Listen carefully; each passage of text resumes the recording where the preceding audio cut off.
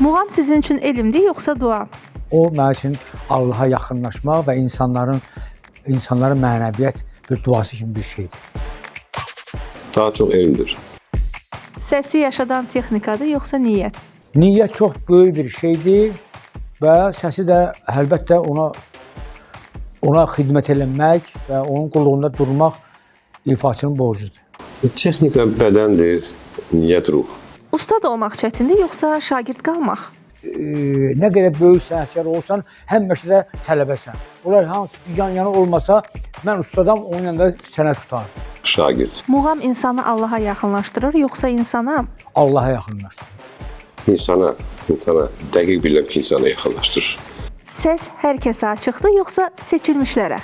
Səs hər kəsə aiddir, amma Allah Taala'nın bir damlası olmasa o seçilənlər içində o heç vaxt 100 nəfərdən, 200 nəfərdən seçilməz.